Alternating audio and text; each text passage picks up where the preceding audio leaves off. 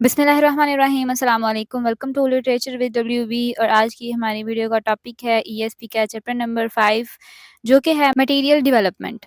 आज की इस वीडियो में हम लोग डिस्कस करने के लिए जा रहे हैं मटेरियल को, उसके बाद देखेंगे materials development procedure in ESP, role of materials materials and technology. तो चलिए आज की इस वीडियो को शुरू करते हैं।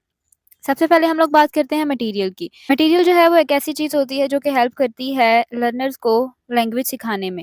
ये एक ऐसा सोर्स है जो कि यूज़ होता है सिखाने में और सीखने में। टॉम लिंसन के मुताबिक मटेरियल जो है वो कोई भी टेक्स्ट बुक हो सकती है, वर्क बुक हो सकती है, कोई कैसेट, कोई सीडी, वीडियो, फोटोकॉपीड हैंडआउट, न्यूज़पेपर, कोई पैराग्राफ लिखा हुआ है व्हाइट बोर्ड पे, या कोई भी प्रेजेंट सिचुएशन के हिसाब से किसी भी मटेरियल की ज़रूरत है तो उसको हम लोग मटेरियल बोलेंगे। ऐसी चीज़ जो कि जिससे कोई ना कोई इन्फॉर्मेशन मिलती है या फिर लैंग्वेज सीखने में मदद देती है। मटेरियल जो है ये की कंपोनेंट होते हैं किसी भी लैंग्वेज प्रोग्राम कोर्स के लिए। उसके बाद हम लोग बात करते हैं material development procedure in ESP. Material development है जो ईएसपी में, ये एक लेंथी प्रोसीजर है जो कि नीड्स एनालिसिस करने के बाद हम लोग को पता चलता है कि टारगेट सिचुएशन के हिसाब से लर्नर्स की नीड्स कौन-कौन सी हैं। नीड्स एनालिसिस के मुताबिक जो टीचर्स हैं वो डिटरमाइन करती हैं कोई भी कोर्स कंटेंट, डिज़ाइन कोर्स या फिर मटेरियल्स को जो भी फैसिलिटेट करेंगे टीचिंग और लर्निंग दोनों के लिए। सबसे पहले जो इसमें मटेरियल डेवलपमेंट है उसमें है नीड्स एनालिसिस। सबसे पहले हम लोग को नीड्स एनालिसिस करने की ज़रूरत पड़ती है कि जो भी लर्नर है उसको किन-किन चीज़ों की ज़रूरत है किसी भी अपने कोर्स के रिगार्डिंग।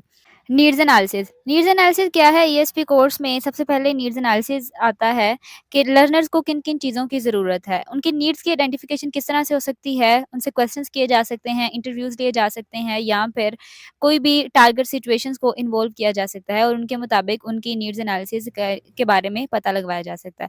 नीड्स एनालिसिस करने के सिविल वेज़ हैं जिसमें कि क्वेश्चनरीज़, इंटरव्यूज़, ऑब्जर्वेशंस, इंटरैक्शंस या फिर लैंग्वेज का एनालिसिस जो कि टारगेट सिचुएशन में यूज़ होनी है।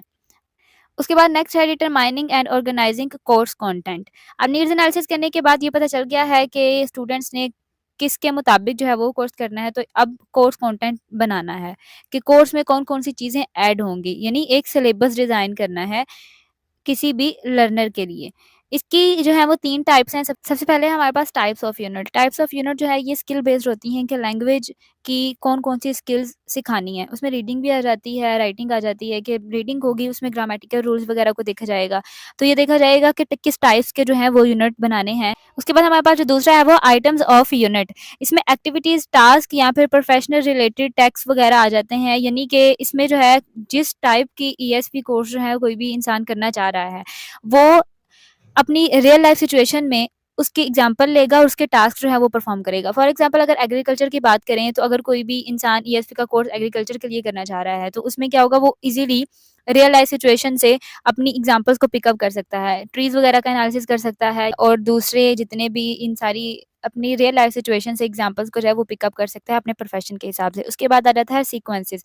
सीक्वेंस का क्या मतलब है कि कौन से यूनिट में कौन सा मटेरियल को ऐड करना है, यानी यूनिट नंबर 1 है तो उसमें कौन सा मटेरियल ऐड करना है, कौन-कौन सी इसमें टॉपिक्स आ जाएँगे। यूनिट 2 है उसमें कौन-कौन से आ जाएँगे। मतलब ये हर एक चीज़ का एक सेपरेट यूनिट जो है वो बनाना है सीक्वेंस के हिसाब से। 1 टू 9 जितने भी यूनिट बनाने हैं उसमें है उसी यूनिट के रिगार्डिंग सारा मटेरियल ऐड किया जाएगा। उसके बाद हमारे पास जो नेक्स्ट है वो है selecting and preparing specific material.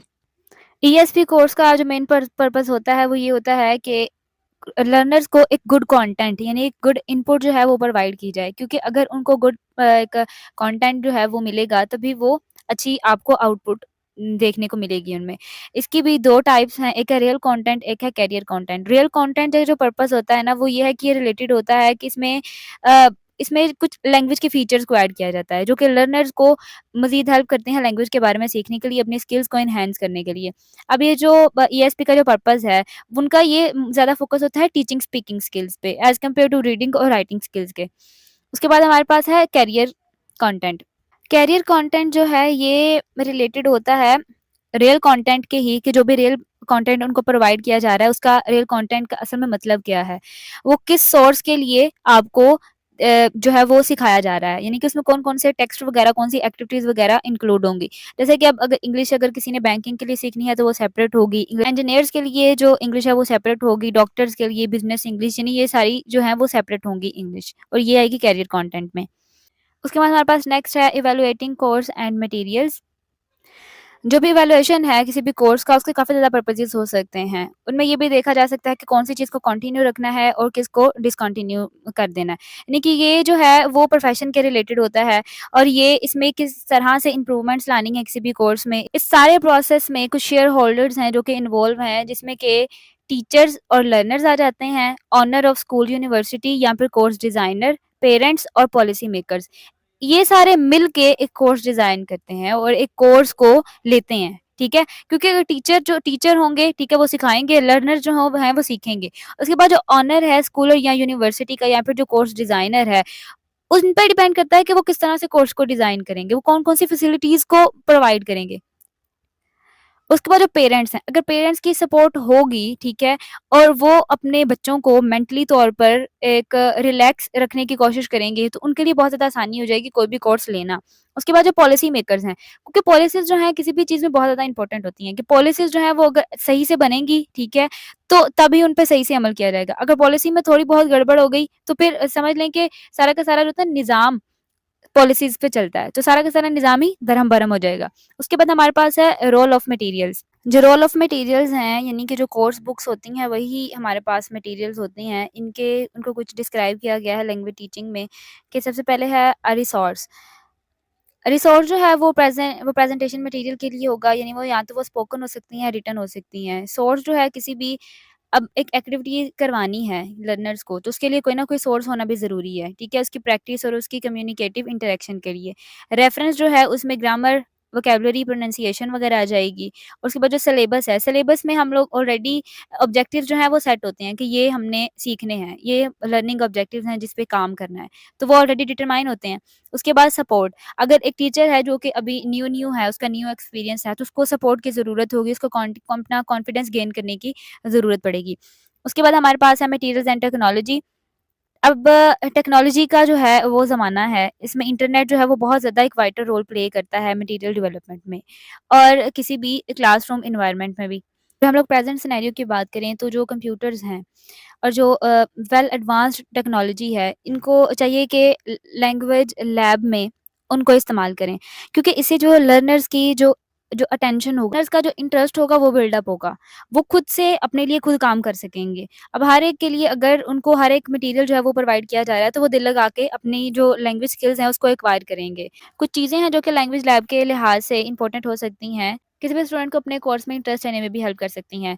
इसमें जो है वो कंप्यूटर आ सकते हैं या फिर मल्टीमीडिया सिस्टम आ सकते हैं। एक रूम हो सकता है जिसमें कि हर एक के लिए मूवेबल चेयर्स हों ताकि वो कंफर्टेबली अपना काम कर सकें और खुद से अपना काम कर सकें। वो अपनी इम्प्रूवमेंट भी देख सकें कि उन्होंने कितना सीखा है और टीचर्स भी उनकी इम्प्रूवमेंट देख सकें हर एक इंडिविजुअल की कि कितना हर किसी ने अपने-अपने ऑन पे काम किया है। उसके बाद इसमें ऑडियो विजुअल एड्स हो सकते हैं, टीवी, एलसीडी या फिर कोई भी डिजिटल मीडिया हो सकता है, ऑडियो वीडियो सिस्टम हो सकता है, कुछ भी हो सकता है। और ये सारी जो चीज़ें हैं, ये इंटरेस्ट एंगेज करने में हेल्प करेंगी किसी भी इंडिविजुअल का, कि वो इंटरेस्ट लेके किसी भी अपने काम को, अपने कोर्स को लें। तो ये था आज का लेक्चर जिसमें कि मैंने चैप्टर नंबर 5 को हाफ कवर किया है। नेक्स्ट वाली वीडियो में इंशाल्लाह बाकी हाफ भी कवर हो जाएगा। तब तक अपना ख़्याल रखिएगा। अल्लाह हाफ़िज़।